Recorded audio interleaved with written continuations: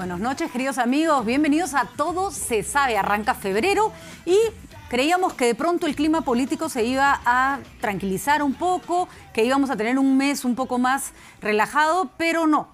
Febrero empieza mucho más complicado de lo que terminó el año anterior. Para comenzar, tenemos tambores de vacancia nuevamente en el Congreso de la República. Esta vez es la izquierda la que presenta la iniciativa. Tanto la bancada de Frente Amplio como la de Nuevo Perú están planteando vacar a Pedro Pablo Kuczynski básicamente por temas de corrupción a raíz de las nuevas investigaciones que se indicarían que no había tal muralla entre el presidente de la República cuando era funcionario en la época del señor Toledo y los negocios que hacían las empresas a las que había estado vinculado. De probarse estos hechos o simplemente, si los congresistas creen que era así, pero Pablo Kuczynski podría ser vacado. ¿Quién va a poner el fiel de la balanza en este caso? Nada menos que Fuerza Popular. Ellos han dicho que si la vacancia se trata de temas de corrupción, apoyan. Que si el indulto está involucrado, no irían en favor de la salida de Pedro Pablo Kuczynski. Vamos a ver entonces en qué términos termina este pleito que se inicia nuevamente entre el Ejecutivo y el Legislativo. Vamos a escuchar qué se dijo en el Congreso esta mañana. Nosotros presentamos una moción por corrupción que ahora sí es comprobado y que ha sido un documento desclasificado en la Comisión Lavallato. Este documento, que es la carta con registro número 883 del Banco de Crédito del Perú, que enviara a Lavallato y fue desclasificado, en ella muestra fehacientemente las transacciones bancarias que se ha tenido a nivel nacional, que se ha tenido por empresas que están coludidas con el tema de Odebrecht.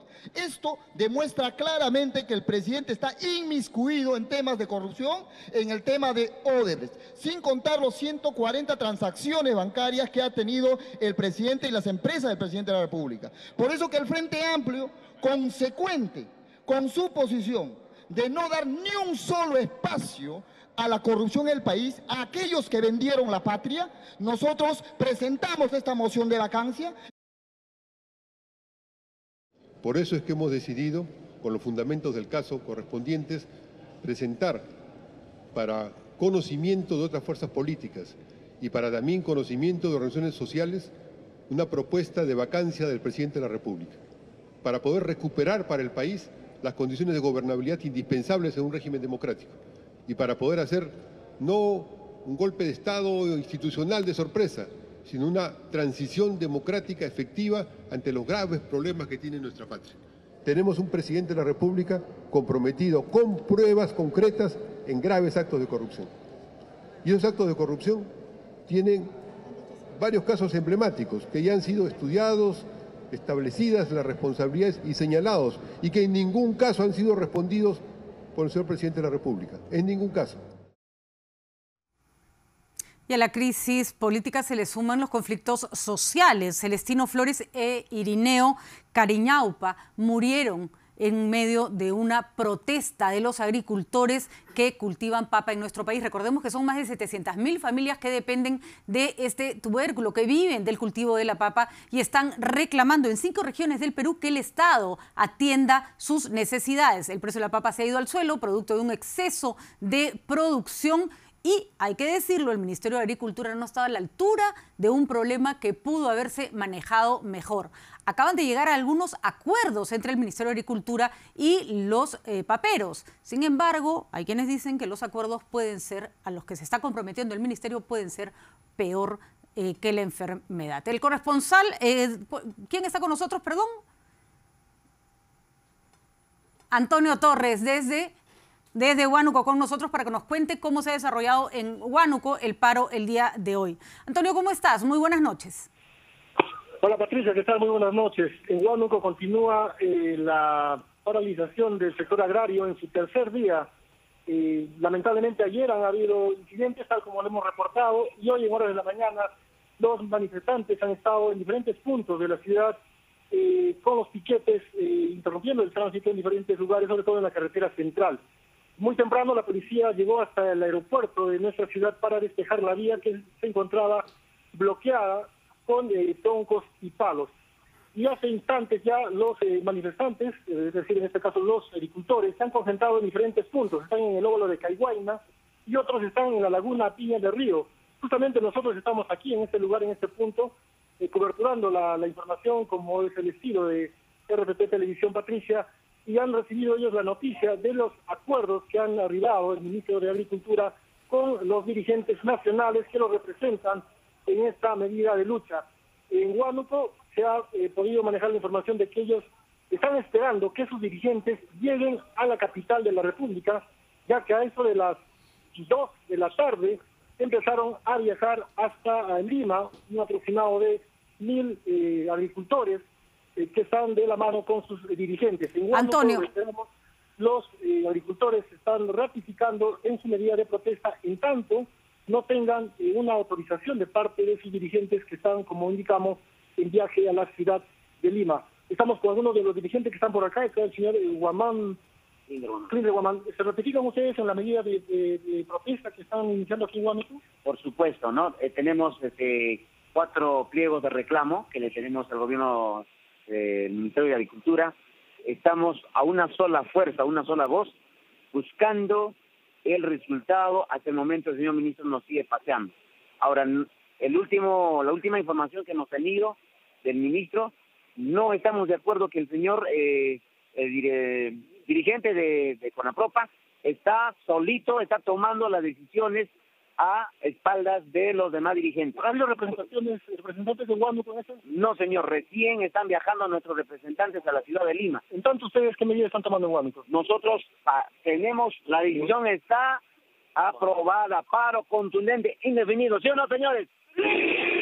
Patricia, usted es en sentir de Huánuco sobre el acuerdo que se ha tomado ya en Lima hace aproximadamente 1 hora y media atrás. Patricia, en estudios. Muy bien, Antonio, qué difícil, porque en este caso no se trata ni siquiera de la negociación con un gremio, son productores dispersados por todo el país. ¿Con quién se conversa? Esa es la gran pregunta que se hacen los productores y que, por supuesto, el gobierno debería haber identificado mejor cuáles son sus interlocutores. Y finalmente, a la concentración de las farmacias le sigue la presunta concentración de grifos, de gasolineras. Primax compró a Pexa y ahora se hace con una buena parte de las cadenas de grifos que están en la ciudad. ¿Eso va a afectar al consumidor? ¿La gasolina nos va a salir más cara? ¿Vamos a tener opción de elegir entre distintos establecimientos para poder acceder a precios diferenciados? Gran pregunta que Elmer Cuba, que ya está con nosotros, nos ayudará a responder. Bienvenidos a todos.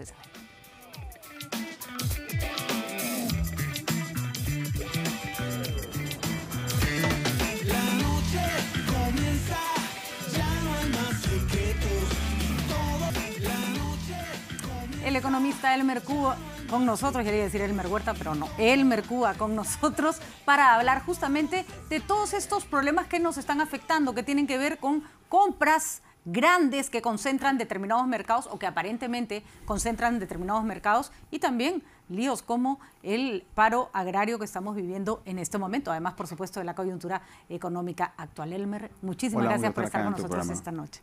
Bueno, se sabía que se venía una compra grande de grifos y se sospechaba que después de lo que había ocurrido con las farmacias, esta se iba a acelerar antes de que viniera la ley o las posibles legislaciones relativas a la concentración. ¿Estamos hablando en este caso de una fusión que crea problemas de mercado?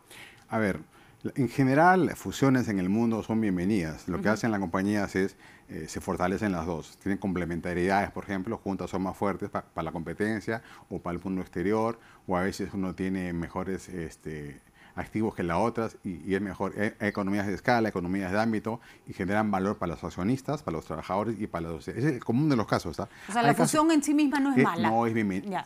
Es más, usualmente, o sea, casi siempre es buena, ¿no? Es buenísima. El problema es el mercado donde se fusiona. Cuando pasas ciertos umbrales y ya tienes poder de dominio, no toda fusión genera poder de dominio, ¿no? Me imagino. Bueno, dos cajas rurales, ¿no? Que bueno que se junten para que sobrevivan las dos, ¿no? Y peleen contra un banco grande, o 2 bancos chicos que se junten en buena hora. Eso es fantástico, ¿no? O 2 restaurantes que hacen una cadenita, o 2 señoras que tienen salón de belleza y se juntan, entonces están funcionando, ¿no? En el fondo, están creciendo, eso es bienvenido. Eso es bueno en un mercado plural, digamos, Así ¿no es cierto? Donde no hay barreras a la entrada, donde el consumidor puede escoger puede cambiarse de proveedor sin ningún problema. Cuando eso no se cumple, cuando tú no puedes cambiar de proveedor sin ningún problema, y puedes, se genera poder de dominio, puedes abusar de él. Y usualmente abusas, ¿no? Si tienes poder de dominio es para usarlo. En casos muy complicados, pero eso ocurre. Entonces, ¿cómo se resuelve eso en el mundo?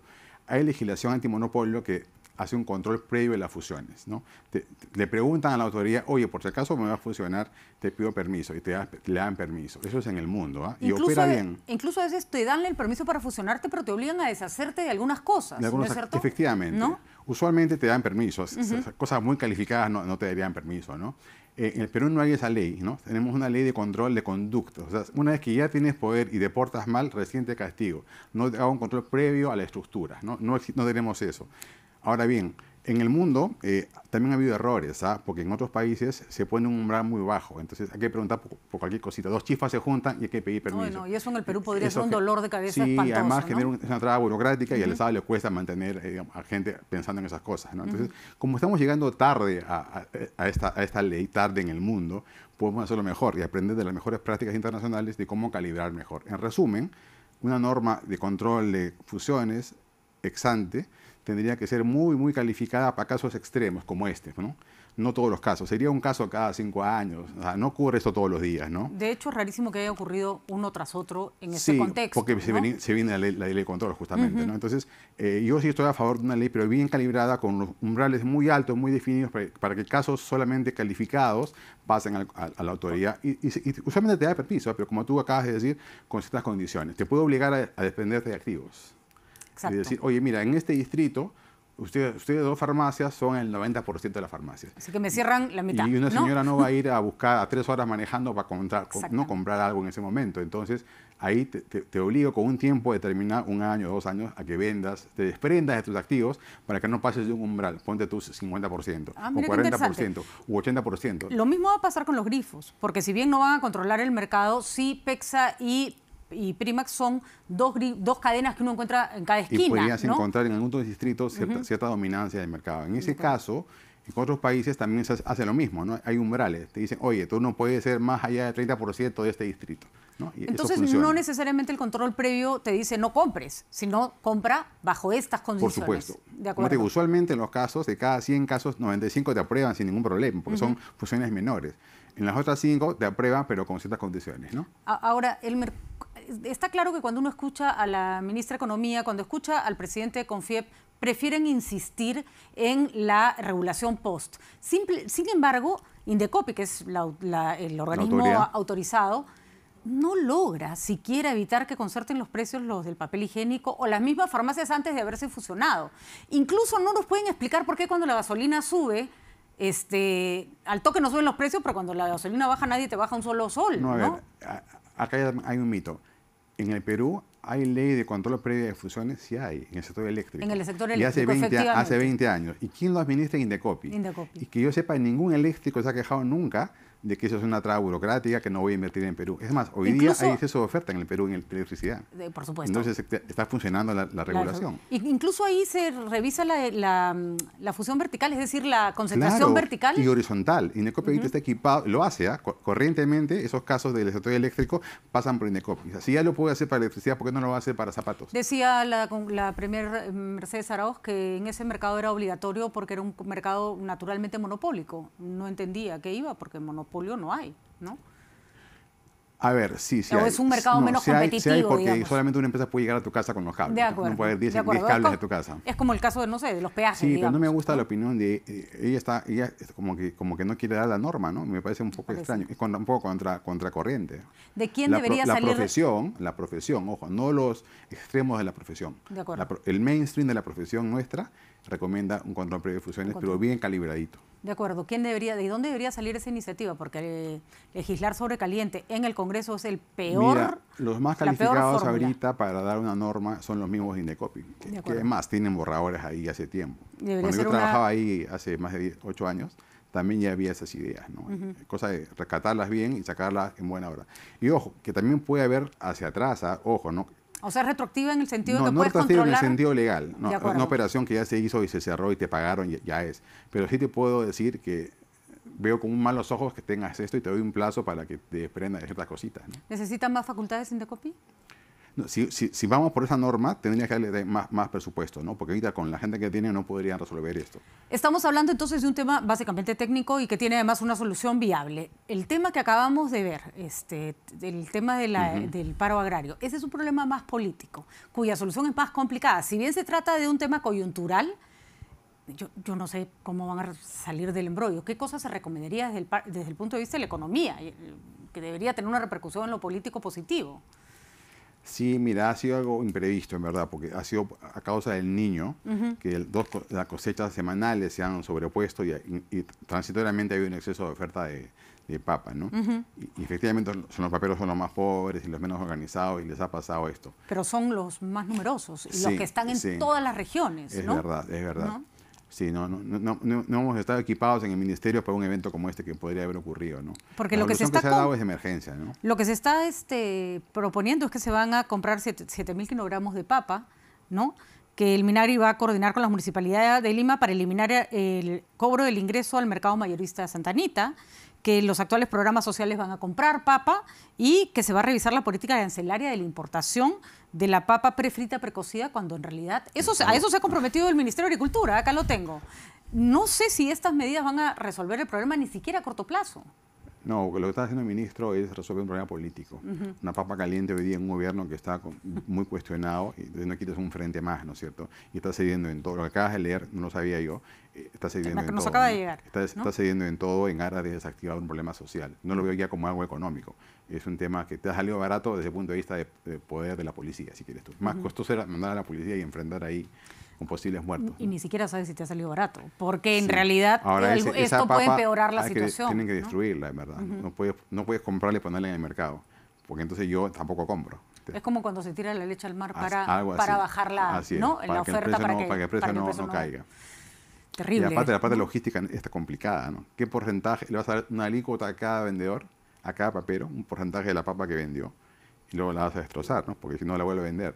O sea, la parte logística de eso es bien complicado. No, incluso los programas sociales tienen que tener cierta rigurosidad en el manejo de los alimentos. Si las papas son productos perecibles, no es tan fácil, ¿no? De repente que Jaliguaro me compre un montón de papa, ¿no? Quizá darle un bono transitorio, pero felizmente es un problema que es transitorio, en pocas semanas se resuelve solo, ¿no? Y ya ese exceso de oferta ya no existe. Obviamente eso no requiere legislaciones especiales, requiere un control especial del Ministerio de Agricultura. En el año no hay más papa que el año pasado. O sea, la oferta de papa no hay. Es más, la papa en verdad hace 8 años que no crece. Cada año, en toneladas métricas de papa en Perú, está plana, ¿no? No es que de pronto este año hay más papa, como año, como semana sí. Es un problema que pronto se va a caer solo. Lo que pasa es que la papa no la puedes guardar hasta diciembre y venderla después. No hay forma. No es perecible, sí. He estado leyendo tus columnas, Elmer, y había unas que me han generado muchísima inquietud. Sobre todo aquellas en que dices cómo repercute el ruido político en la economía. Y el ruido político se volvió a encender. Hemos empezado el programa diciendo los tambores de vacancia vuelven a sonar y esta vez PPK no tiene tanta gente dispuesta a salvarlo. Nuestra economía está ahorita fuerte por los precios de los minerales. ¿Es eso suficiente para que se sostenga a pesar de la crisis política? Depende del grado de la crisis política. Digamos, si estás hablando de elecciones generales para presidente en pocos meses, eso sí es un choque fuerte. Ahí, o sea, que se vaya PPK, que Vizcarra se quede poco tiempo y que se convoque elecciones generales. O sea, Vizcarra se van todos y elecciones y no sabes quién va a ganar. Eso sí es un choque potente que sí va a hacer trastabillar la economía un tiempo. Otro choque potente si no se agarra bien el tema de las constructoras, el famoso Club de la Construcción y el decreto 003. Si no se arregla eso rápido, también es otro choque interno que te puede inhibir la recuperación. Porque recordemos que este año, el 2018, el sector que va a jalar la economía es la inversión pública y la privada también. Y ambas tienen un correlato con la construcción, ¿no? Pero tú has señalado que la inversión pública no ha mejorado nada en el primer año y tenían la reconstrucción como excusa. Tampoco el segundo. ¿No? O sea, es lamentable decir eso. El año pasado creció casi 0 y el anteaño también 0. Y hace 3 años caía más bien. O sea, en verdad. No tiene sentido que no crezca inversión pública cuando tienes tanto que reconstruir. Así es. ¿No? Y cuando hemos escuchado la explicación de la señora Mercedes Arauz y de la autoridad de la reconstrucción, el señor Quispe, uno dice, ¿cómo van a salir los permisos en noviembre, diciembre, cuando las lluvias vienen en enero? Y en un contexto además que se da que la recaudación, o sea, no es que, gasto lo mismo, pero cobro menos impuestos, entonces estás con un déficit fiscal que hay que cerrarlo a partir del próximo año. Se ha empezado a usar el Fondo de Estabilización Fiscal. Claro. Me da risa porque hasta los productores de papas están reclamando que nos compre con el Fondo de Estabilización Fiscal. O sea, ni sonsos, ¿no? Es finito, ¿no? ¿No? Pero uno no puede para siempre usar esos fondos, ¿no? Porque son ahorros. Se supone que tú no los Claro. puedes quemar para gasto corriente, además. Mira, ¿no? el sueldo de los profesores que se dio con la huelga es como que le has aumentado el sueldo a tu empleada con tarjeta de crédito, ¿no? De acuerdo. Porque ¿Qué? estás endeudado para pagarle su aumento de sueldo, porque no tienes ese ingreso tú. ¿Qué es lo que va a pasar con la pensión de los militares también? También. ¿No? Perú que tiene déficit fiscal, estamos aumentando los sueldos con deuda. Te pregunto, Elmer, este es el gobierno con más economistas por metro cuadrado de la historia. ¿Qué pasó? Porque además la crisis política tampoco permite, y tú lo has señalado clarísimamente, generar las grandes reformas que se necesitan para sostener la economía a largo plazo. ¿Cómo explicas que entre Mecharados, Pedro Pablo Kuczynski, Zavala, Torne y 100 nombres no se haya podido manejar esto de mejor manera? No se ha incrementado nada la recaudación fiscal. Yo creo que se ha llegado al gobierno con pocas ideas, ¿no? Eso es verdad, porque tú lo ves en las facultades delegadas, ¿no? Qué grandes ideas de reformas hay de la salud, de la educación, de la economía misma, de la parte tributaria, del trabajo en las facultades. Eran cosas buenas, por supuesto, pero cosas menores, que no te piden el DNI cuando vas, ¿no? Que ese tipo de cosas que son positivas, pero es poco para lo que uno hubiera esperado, ¿no?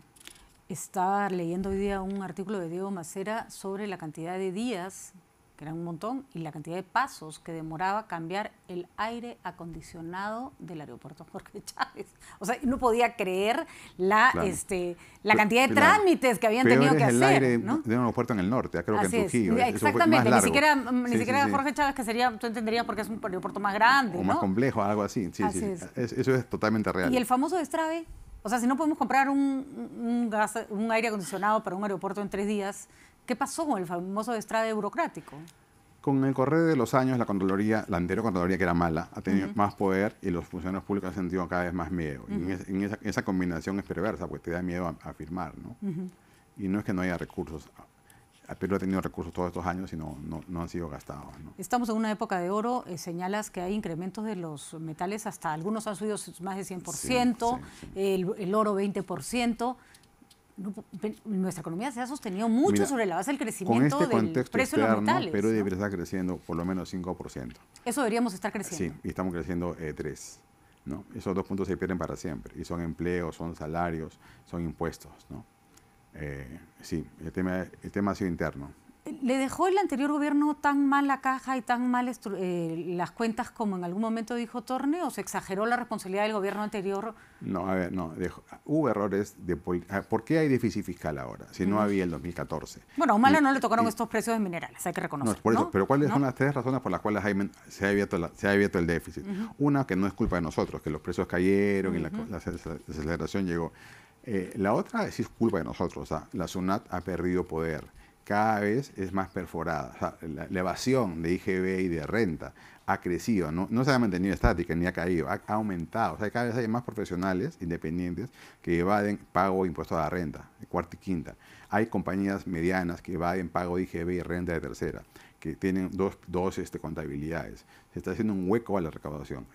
Y esos 2 impuestos, IGB y renta, son el 90% del sueldo del Perú, ¿no? Del Estado. Y ahí bueno, no hay ninguna iniciativa para ampliar la base tributaria tampoco. Y un último punto son errores de política. Los últimos ministros de Economía solo han dado baja de impuestos.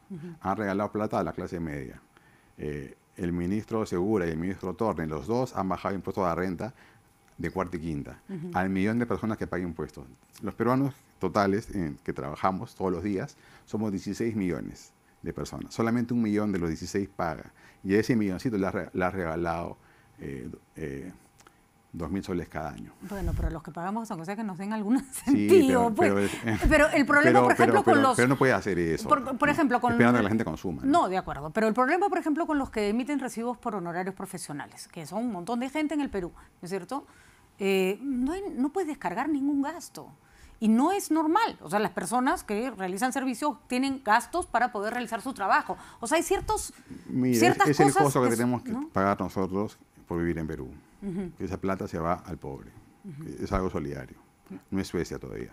Pero si tú amplías, pero si empiezas a dejar que la gente descargue, no ampliarías la cantidad de gente que paga el impuesto, no se recompensaría y hubiera menos evasión y habría menos evasión. No, porque en el fondo te estamos pagando a ti el colegio de tus hijos, a mí el colegio de mi hija, la compra de mi dentista. No tiene sentido hacer eso todavía. Ojalá tuviera sentido en algún momento, Elmer. Bueno, el asunto no pinta bien entonces para este año, a pesar de el alza de los precios de los minerales. ¿Cómo hacemos para aprovechar esa coyuntura y que no se desperdicie? No es que no pinte bien. La economía de este año, si todo está como está ahorita, si congelas la foto hoy día, esa debilidad política del presidente y con los precios al alza, la economía debería estar mejor que el año pasado. Y por lo menos un punto más que el año pasado. El año pasado lo hemos desarrollado en 2.5, el PBI, y este año tranquilamente puede ser un punto más sin problemas, ¿no? Pero además cargado a sectores, digamos, a inversión privada, pública, a consumo. Eso es así hoy. ¿Podría mejorar? Sí, si la política se arregla. No me digas cómo, pero si se arregla, eso podría mejorar. ¿Las cuerdas separadas las podemos seguir manteniendo? ¿Dejar que la política sea un desastre y la economía suba? No, son separadas cuando hay crisis políticas de corte menor. Es decir, cae un premier, cae un ministro. Esas crisis son normales en el Perú.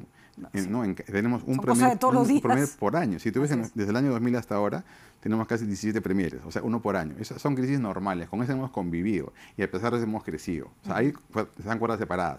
Pero si las cuerdas cae el presidente, ahí ya el choque es más fuerte, ¿no? Arrastra la otra cuerda de todas maneras. Así es. De todas maneras. Clarísimo, Elmer, el análisis que has hecho el día de hoy. Vamos a seguir leyendo tus columnas porque siempre son bastante esclarecedoras. Y me han dicho que te tengo que regalar una galleta. Yo de esto de la galleta siempre me lo olvido, pero... Voy a agarrar la que está más cerca. Porque el ser humano es flojo. Claro, más para no pensar. Para no pensar. A esta hora ya no hay que pensar. No, a esta hora no hay que pensar. Ponemos automático y vamos para adelante. Así es. Solamente consumir está bueno. No se consume, nosotros activamos la economía. Así es. Está bien. Y pues acá la sea nacional. Busca paz, tranquilidad y alegría dentro de ti. Lindo mensaje. Muy bien. Entonces váyase en paz, señor. Me voy en paz. Y ojalá que tenga paz el señor presidente de la República, a ver si mejora la situación del país. Te agradezco muchísimo, señor. Ha sido clarísima tu explicación, como siempre. Y a ver si sale la bendita ley que nos ayuda a tener un marco, o que se den las facultades de Indecopi que nos permita tener un marco para no estar discutiendo todos los meses. En estos casos, ¿no? Corazón caliente, cabeza fría. Así es. Muy bien, ahí está bonito. Corazón caliente, cabeza fría. Y así, con el corazón caliente y la cabeza fría, nos vamos a una pausa. Y viene con nosotros Marisa Glave. Otra cantidad de temas para conversar con ella.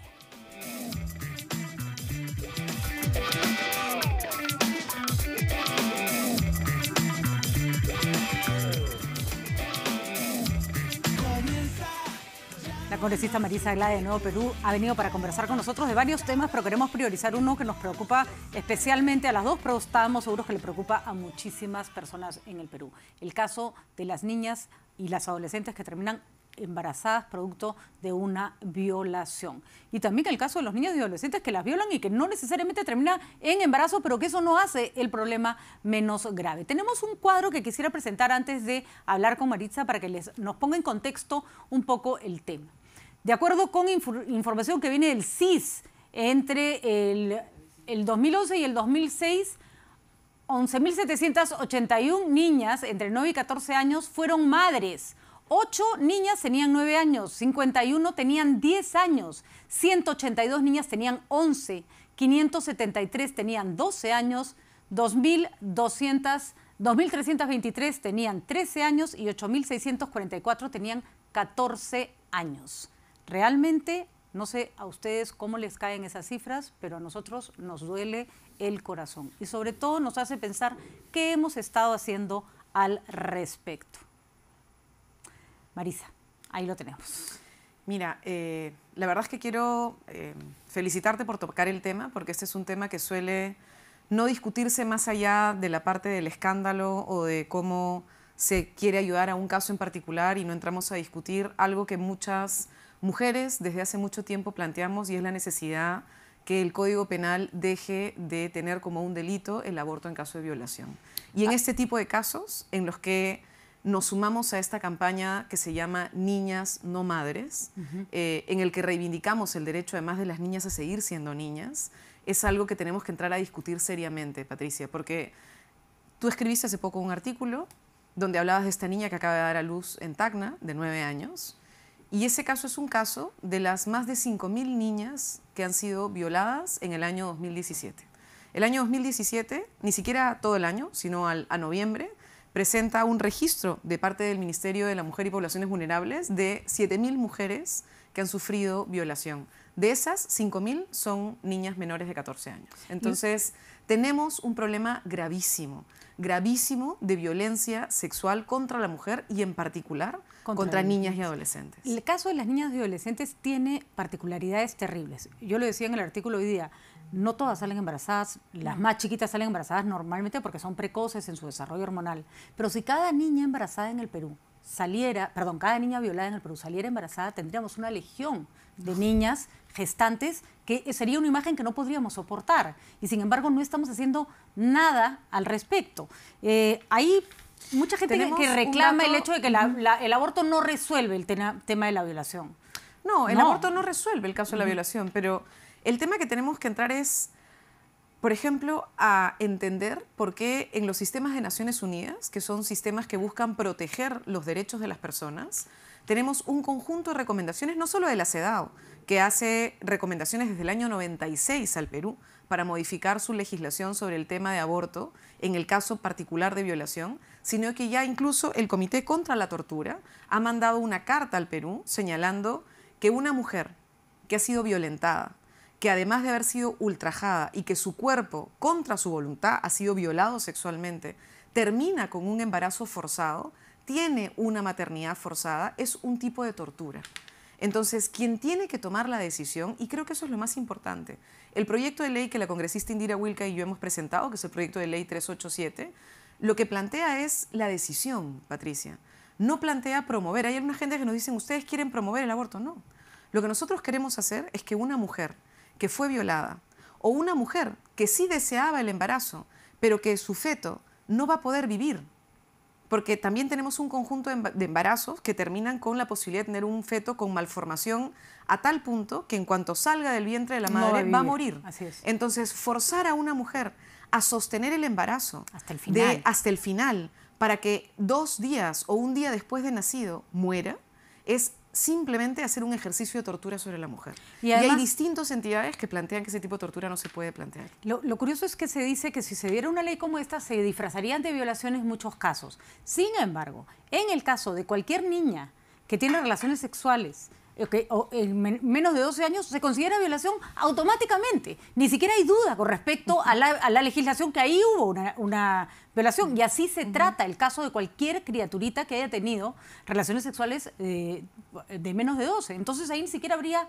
ninguna duda de que es un caso de una violación sexual, ¿no? O alguien está dudando que la niñita de 9 años que ha salido embarazada no ha sido violada, ¿no? No, y tenemos, mira, hay un tema realmente dramático y es que, insisto, el número mayoritario de mujeres que sufren violación al año son menores de 15 años. Son niñas y son adolescentes. Son criaturas que están empezando su proyecto de vida, Patricia, y se los van a truncar. Y tenemos además un problema de una doble moral de parte de la salud pública peruana. Porque, por ejemplo, después de mucho trabajo, las organizaciones de mujeres lograron que la anticoncepción oral de emergencia fuera distribuida gratuitamente en los establecimientos de salud. Si uno revisa las cifras de los centros de emergencia mujer, el número de niñas que fueron a los centros de emergencia mujer a denunciar violación con sus madres, tienes un porcentaje de por encima del 20% que termina con embarazo. Entonces, ¿qué quiere decir? Que ni siquiera se aplicó la anticoncepción oral de emergencia. Debería ser además debería ser automática, automático, ¿no? Y entonces no existe una política seria para discutir el tema de que la mujer tiene un rol y un proyecto de vida más allá de la maternidad y en particular de la maternidad forzada, ¿no? Otro tema que se asocia a esto, Maritza, es que no se... O sea, hay toda una... Nos las pasamos discutiendo y jalándonos las mechas porque si se incluye o no se incluye la palabra género en los textos escolares, que no voy a decir que no es importante. Es súper importante. Súper importante. Sin embargo, tampoco quieren que haya educación sexual en los colegios. ¿Dónde la van a recibir? ¿En casa donde esté el violador? O sea, recordemos que la violación en caso de niñas suele ser intrafamiliar, suele ser en domicilios, ¿no? No, y además y en entornos de confianza. El tema de educación sexual y reproductiva es un tema que va más allá del tema de violación. Nosotros tenemos una tasa de embarazo adolescente altísima. es una tasa que está por encima del promedio en América Latina. Y en el caso de la Amazonía peruana, la tasa es muy, muy alta. Y entonces tenemos un problema, educación sexual, para prevenir la posibilidad de que los adolescentes, que son sujetos sexuales, porque cada vez hay una mayor exploración de sus cuerpos y muchas veces también la anticipación, si quieres, de la vida sexualmente activa. Y entonces, si no hay educación sexual, lo que terminas teniendo son embarazos no deseados, no necesariamente fruto de la violación. Y tienes un problema adicional, que es que hoy por hoy, en los centros de salud, un menor de edad y una menor de edad no puede recibir métodos anticonceptivos sin autorización del padre. Entonces, si hay un adolescente que está teniendo una vida sexualmente activa y que quiere protegerse y no lo puede hacer. Entonces, tenemos un problema serio que hay que entrar a discutir con calma. Tú preguntabas un tema de la violación y cómo es que se está tomando en cuenta en las distintas legislaciones sobre el tema de si hay violación o no hay violación.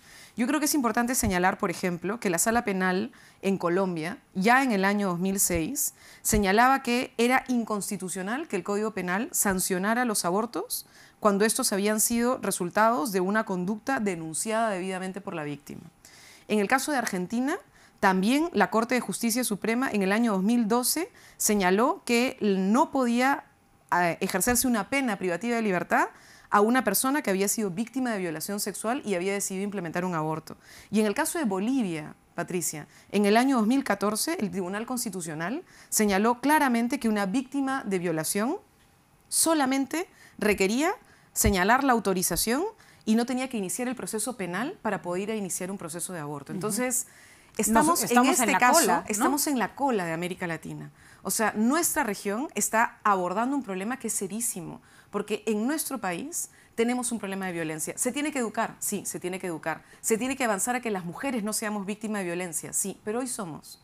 Y hoy que somos víctimas en esta situación, no podemos además tener un Estado que nos obligue a tener una maternidad no deseada. ¿Qué les decimos? Porque el problema además con las niñas violadas es que lo más probable es que dependan de una decisión de un adulto al momento de ir de aplicar un aborto. Y hay adultos que son, yo no me voy a meter en las creencias de nadie, ¿no? Cada uno es libre de elegir la fe o la ideología o las convicciones que quiera, pero hay una fuerte oposición de determinado grupo de la población que no quiere ni siquiera discutir el tema porque dicen, yo no voy a proteger la salud de alguien matando a un inocente. ¿Cómo solucionamos ese dilema? Ver, Patricia, ahí yo creo que estamos cayendo en el discurso que ellos quieren que caigamos, porque si uno mira las últimas encuestas, en realidad cada vez somos más peruanos y peruanas las que creemos y los que creemos que una mujer que ha sido violada, y en particular una niña o un adolescente que ha sido violada, puede utilizar el aborto como una alternativa de decisión. De hecho, la última encuesta señalaba más del 60% de la población. Entonces, creo que en realidad no estamos hablando de la mayoría. No, estamos hablando en realidad cada vez de menos personas. Y más bien hay mucha sensibilidad a favor del hecho de que en este caso no estás hablando de una irresponsabilidad, ni estás hablando de... No, estás hablando de una persona, una mujer, en muchos casos una mujer adolescente, una mujer joven, que contra su voluntad fue violentada. Si nos ponemos en el caso de la niña, que hay una parte que a mí me tortura. Y es la que madre.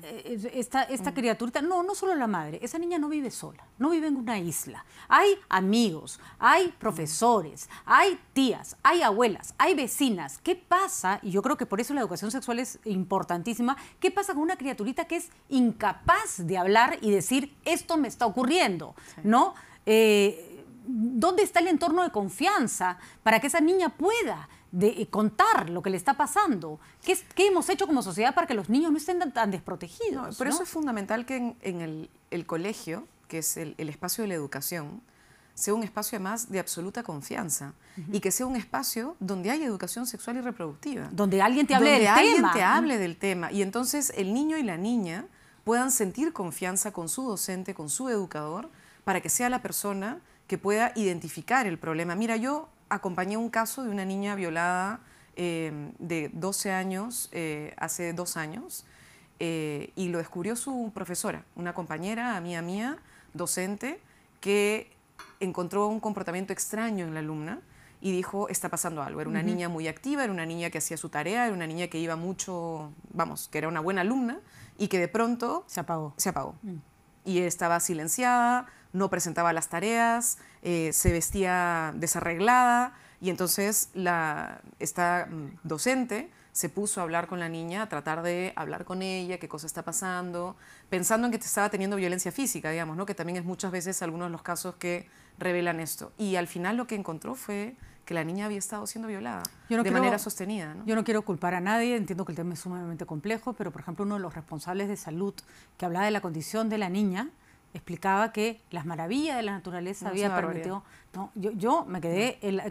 ¿Dónde está la maravilla de la naturaleza ahí? No, a mí Esa es la bestialidad de un ser humano que ha hecho que una criaturita salga embarazada, ¿no? Eso es terrible hablar de eso, o es terrible la discusión de, bueno, ahora llega no sé quién con un coche para que la niña sea madre, perdón. O sea, acá tendríamos que ponernos a discutir seriamente como sociedad, no solamente cómo atender este caso en particular, sino cómo empezamos a abordar el problema con seriedad. 1, educación sexual y reproductiva, que también lo incluye en nuestro proyecto. 2, atención rápida a las víctimas de violencia sexual. Muchos de estos casos, Patricia, podrían haberse detenido antes, y no se detienen antes porque el temor a la denuncia es muy alto. Y, normalmente y la posibilidad de decirlo es difícil. Y normalmente el embarazo por violación de niñas es un proceso largo. Sí. O sea, no se embarazan a la primera, vamos a decirlo así de claro. O sea, son niñas que han sido violentadas sexualmente durante un periodo largo de tiempo. No, en realidad nos cuesta hablar del tema porque a todos nos conmueve. Yo me quedo como choqueada varios días y además ver caso tras caso tras caso, uno empieza a revisar y realmente conmueve y fastidia. Ojalá, Marisa, que podamos tener una discusión menos pasional, menos y más centrada, ¿no? Sí. Menos de gritos de la gente que está en los extremos de una posición y sentarnos a ver con tranquilidad qué es y poner a la niña y al adolescente en el centro de la discusión. Y tenemos además, en este caso, y yo sí hacerle un llamado a las comisiones de Constitución, de Justicia, que son las que tienen el proyecto que tenemos nosotras, que ya tienen un conjunto de pronunciamientos incluso de sistemas que hacen seguimiento a tratados internacionales que ha suscrito el Perú, que recomiendan y plantean, insisto, el Comité contra la Tortura y que hace seguimiento a situaciones de tortura, le ha pedido al Perú que despenalicemos el aborto en caso de violación. Tenemos un conjunto de recomendaciones de la CEDAW y de otras entidades que hacen seguimiento a acuerdos y pactos que ya firmó el Perú. Entonces, ojalá podamos sentarnos, como tú dices, con calma, a discutirlo y sobre todo a no revictimizar a las personas, porque lo peor que puede ocurrir es que salten ahora a agredir a quienes han sufrido violación y tienen todo el derecho del mundo a decir que quieren definir qué cosa pasa con su cuerpo y qué cosa pasa con su proyecto de vida. Y que creo que es algo que tenemos que respetar como sociedad, ¿no? Así es, y si ni siquiera tenemos planes de contingencia, cuando esa niña o madre, que, vamos, nadie va a hacer interrumpir un embarazo de 5 meses, es una locura, tuvo que seguir adelante con el embarazo, nadie le ofrece una alternativa siquiera de qué puede hacer con esa criaturita a la que probablemente no va a poder ni siquiera criar, ¿no? El proyecto que nosotros hemos planteado no solamente tiene la modificación del artículo 119, que es el artículo que penaliza el aborto, sino que incluye un artículo inicial de lineamientos de políticas, precisamente no solo de educación sexual y reproductiva, sino de acompañamiento a la víctima. Porque la víctima necesita acompañamiento psicológico y necesita saber que puede seguir su proyecto para adelante y que tiene que tomar una decisión con calma, porque tiene que tomar la decisión de si quiere tener el niño o la niña. Es una decisión que tiene que tomar y que tiene que sentirse segura de que el Estado la va a proteger y la va a acompañar si decide mantener el embarazo. Y al mismo tiempo que no sienta culpabilidad si es que toma la decisión de no mantenerlo y tomar la decisión de tener un proyecto de vida propio, ¿no? Seamos sinceros, respetamos, valoramos y queremos a las mujeres que en esa situación han querido seguir adelante con su embarazo, pero no son mejores de las que deciden no hacerlo, ¿no? Es simplemente una decisión personal. Y precisamente lo que queremos nosotros es que dejen decidir, que la mujer decida, es su cuerpo, es su vida y que ella tome la decisión. Acompañemos esa decisión, respetemos esa decisión. Así es, ya pasaron por algo bastante traumático. No podemos irnos, Marisa, sin hablar de la moción de vacancia. He escuchado las explicaciones que han dado. Esto no se hace a la loca, se hace sobre la base de una larga investigación del congresista Dahmer. Y además ustedes tienen, me parece una buena iniciativa, lo están haciendo rotar por las bancadas supongo que para enriquecerlo, para escuchar, para ver, para que no parezca que se sacan una vacancia de la manga de manera irresponsable, me imagino. Primero creo que tenemos que lograr que quede claro que esto no es una vacancia express en 24 horas y sacamos una cosita y esto sale corriendo y se aprueba sin que el país se entere de lo que está pasando. Lo que hemos decidido es comunicar públicamente y lo hemos hecho hoy además, Patricia, porque hoy día han muerto 2 peruanos. Hoy día hemos tenido una situación terrible han firmado un acta hoy día en la noche, entiendo, en el Ministerio de Agricultura, pero no sé si va a solucionar el problema. El problema del agro es un problema que venimos arrastrando y que este gobierno no ha hecho nada. Y con los productores paperos es aún más grave, la situación es bien complicada. No es una papa más, es un tema de subsistencia para un montón de familias y de productores. Y perdón, Marisa, pero comprar 7.000 kilos, que es lo que han planteado, no, eso no soluciona, pero si son miles de productores. El tema de fondo, Patricia, es que, digamos, es un tema de cómo el Estado tiene una política pública y no la tiene. No la tiene. Y tenemos un gobierno que mira de espaldas a este sector de la población hace un montón de tiempo. Y estamos además en un momento de altísima polarización. La decisión que tomó el gobierno de indultar al señor Fujimori, un indulto que para nosotros es ilegal, un indulto que ha sido pactado bajo la mesa y que ojalá las familiares de las víctimas que están ahora en Costa Rica logren finalmente que la Corte Interamericana revierta lo que a todas luces es un pacto infame bajo la mesa, está abriendo un escenario de desgobierno. Junto con esto, las investigaciones periodísticas han sido importantes en estos últimos 2 fines de semana. El congresista Damer, en una entrevista el día de ayer y hoy día, junto con la bancada, ha terminado de montar lo que para nosotros son 5 casos en los que terminan de cerrarse, paquetes en los cuales, como dice Manuel, el señor Kuczynski jugaba dentro y fuera. ¿No había muralla? Y por tanto no había muralla.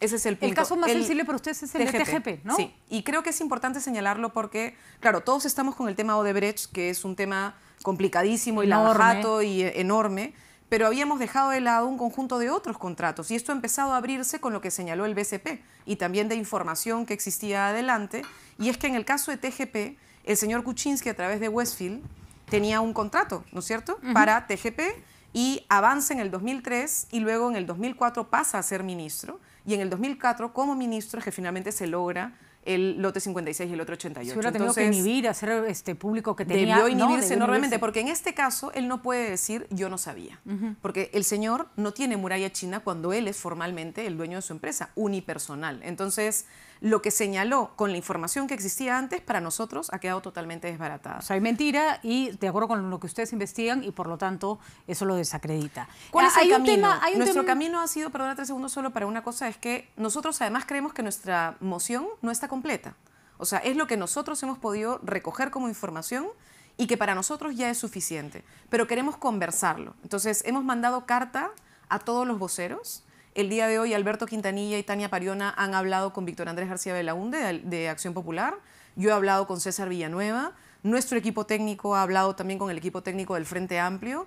Estamos a la espera también de la conversación con Fuerza Popular. Le hemos mandado también la propuesta al congresista Daniel Salaverry y estamos esperando que, fruto de este diálogo con las fuerzas políticas, terminemos de cerrar una moción. Y en paralelo hemos también pedido diálogo con organizaciones sociales. Hemos mandado a la CGTP y a otras distintos representantes de gremios esta propuesta para poder consensuarla. De acuerdo, para que no parezca una decisión unilateral ni apresurada y además para que no lo sea. Ahora, hay varios aspectos ahí. El fujimorismo ha dicho que solo apoyarán una moción de censura mientras no incluya el tema del indulto. Hemos estado revisando el documento que ustedes tienen y si bien no es la base, sí está mencionado. No, yo tenía, no lo tengo acá, creo. El documento del Nuevo Perú está sustentado en los hechos que tienen que ver con corrupción. O sea, no incluyen nada de... Lo que nosotros, bueno, obviamente en el contexto político está, pero en los fundamentos de la vacancia... Está mencionado, pero no como una causal. No, la causal es corrupción y en realidad tiene que ver con conversaciones, además, que hemos tenido. Mira, desde el momento en el que procedió el indulto, Patricia, como ustedes han visto, la ciudadanía ha visto, la congresista Indira Wilca, yo y la bancada del Nuevo Perú, hemos intentado generar la mayor cantidad de información posible que pueda poner de manera clara lo que para todos es una realidad, que es el pacto bajo la mesa del señor Kuczynski con Alberto Fujimori para salvar su pellejo y no un indulto humanitario. Y por tanto es ilegal, para poder generar la información necesaria para la defensa legal. Hoy por hoy, las propias víctimas lo han señalado, a ellas y a ellos les interesa evidentemente la situación del país y que el señor Kuczynski ha demostrado que no tiene capacidad moral para gobernar, pero lo que ellos están buscando es que el indulto se revierta, Patricia. Ahora, y que esto avance hacia el tema que tiene que ver con lograr que el señor Fujimori vuelva a la cárcel. Ahora, y en eso vamos a seguir nosotros avanzando, ¿no? Tengo lo que debe haber sido un borrador, no sé si lo han corregido, Maritza, o si... Esa es la del Frente Amplio, creo, Patricia. No. Esta es la de ustedes. A ver, déjame chequear. Conducta disfuncional y vínculos con la gran confusión. ¿Este es el que hicieron ustedes con cuadrito? Ese no es el nuestro. El cuadrito no está en la moción que hemos presentado hoy. Bueno, Ya, ¿para el caso? Sí. Para el caso da lo mismo. Es que te juro que tenía las dos y les he estado leyendo. Sí. Entonces, si no está el caso del... ¿Por qué no ponen el caso del indulto? Lo que pasa es que en este momento hay una estrategia legal que están siguiendo adelante los abogados de las víctimas en la Corte Interamericana de Derechos Humanos, y creo que tienen todo el derecho del mundo de que ese sea un proceso absolutamente jurisdiccional y no tocado políticamente. Y entonces ellos están planteando eso, y creo que tienen razón de plantearlo, como un camino de justicia y de legalidad, no por un camino de inestabilidad. O sea, no es por querer sacar al señor Kuczynski que están yendo a la Corte Interamericana. Están yendo a la Corte Interamericana para defender su derecho de que el señor Fujimori esté preso.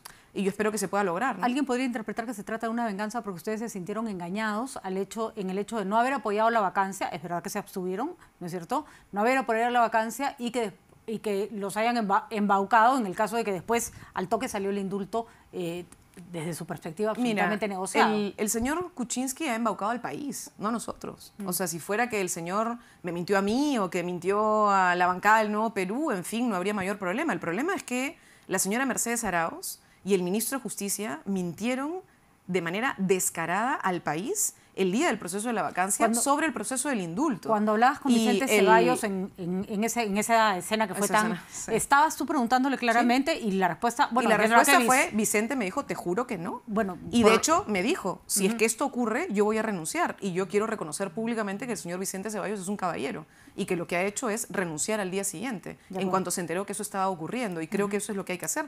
Cuando tú das tu palabra y dices que ese proceso no está en curso y después resulta que te habían engañado, me parece muy bien que el señor haya salido adelante y decir que ya corta de manera directa con el señor Kuczynski, ¿no? Entonces, de acuerdo. Pero en ese momento, más allá de esa conversación que tuvo el señor Vicente Ceballos conmigo, lo que hay es un pronunciamiento público del ministro de Justicia.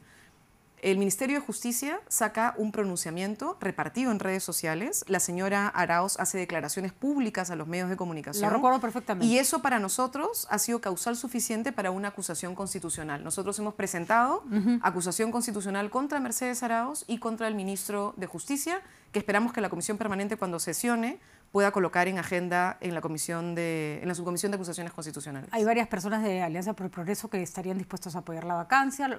Acción Popular, lo más probable, si apoyó la vacancia en el caso anterior. Fuerza Popular está por verse, pero si no hay el caso del indulto, también van a votar. O sea, básicamente se queda Pedro Pablo Kuczynski con Kenji Fujimori y ahí se podría haber terminado el apoyo. Si es así, la vacancia no va a tener mayores impedimentos. ¿Hacia qué escenario vamos, Maritza? ¿Hacia que entre Vizcarra o ustedes sí creen que el partido de Pedro Pablo Kuczynski tiene que terminar este gobierno? ¿Qué preferirían? Mira, nosotros sí creemos, lo ha dicho claramente Verónica, lo ha dicho también distintos voceros del Nuevo Perú, nosotros creemos que sí tendría que haber un adelanto de elecciones. En realidad el país merece avanzar hacia un camino transicional que nos lleve a una nueva configuración de poder, que este adelanto de elecciones, además, Patricia, no debería ser solamente presidencial, debería incluir el Congreso y deberíamos reconfigurar las fuerzas políticas que están en este momento en el escenario, y te lo digo siendo una de las fuerzas políticas que hoy no tiene inscripción. Es decir, no importa si nosotros participamos o no, importa lo que pasa para el país, ¿no es cierto? Pero más allá de eso, el camino tendrá que ser un camino pactado en un ejercicio de transición. Y creemos que en este caso, y sí quiero decirlo de manera sincera, no aplica lo que dijo el señor Vizcarra y la señora Arauz en el proceso pasado. El proceso pasado fue un proceso que no solo olía a golpe institucional, sino que venía empujado de una manera tan acelerada que no había ni siquiera posibilidad de revisar la documentación y de tratar de avanzar hacia un proceso de debido proceso. Pero ¿qué cosa dijeron los señores en ese escenario? Que renunciaban. Pero hoy estás en un contexto muy diferente.